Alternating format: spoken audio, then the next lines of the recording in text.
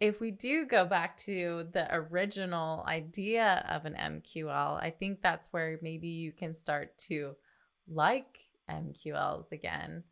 And I think also with just a ton of the data that you can actually operationalize into prioritizing or creating an MQL is maybe where you can change your mind and maybe the business's mind, but still, maybe is that maybe why you're starting to like them? And That's part of the reason. I think the main reason is that I don't see now. I think with the companies that we work with, and I mm-hmm, think a lot of people have cottoned onto this now.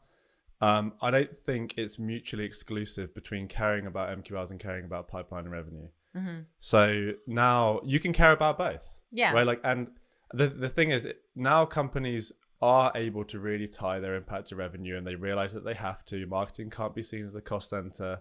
Marketing needs to get return on investment and be able to get more funding and more budget next year. And so we need to be able to tie our activities to revenue. And I think a lot of people have cottoned onto that over the last several years. And it, now it's kind of the norm, right? Mm-hmm. So I see people hate on MQLs now, and I'm like, damn, like, I mean, it's like, and they say everyone should be focused on pipeline and revenue, and I'm like, oh yeah, also in news, water is wet. Like, like yeah, of course. Like, what marketer doesn't think that anymore, Yeah. right? Yeah. And it's kind of like old news now that you shouldn't focus on MQLs and you should focus on pipeline and revenue. But you can't throw the baby out with the bathwater. There is, unless, some companies are different. There's obviously more nuance on nuance and nuance, but there is generally a hand in a B2B, there's generally a handoff between marketing and sales, right? Mm-hmm. And marketing should be trying to give sales the best leads, for lack of a better term. Yeah. Someone that is showing high intent, is good fit, and is ready for a sales conversation. Yeah.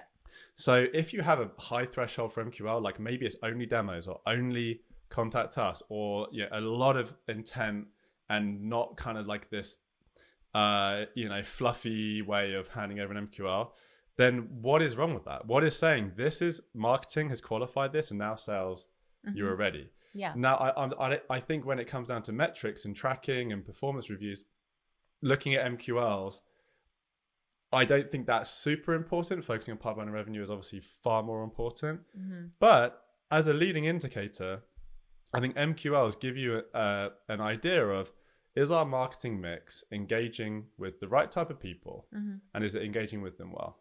Mm-hmm. And that gives you a pulse check on what's going on, Mm-hmm. right? It's like any other metric. It is not looked at in isolation. Like, you're not only looking at MQLs. Mm-hmm. If you're a mature organization, you're looking at that. You're looking at probably even earlier metrics like your web activity. Then you're looking at later stage metrics like revenue and pipeline.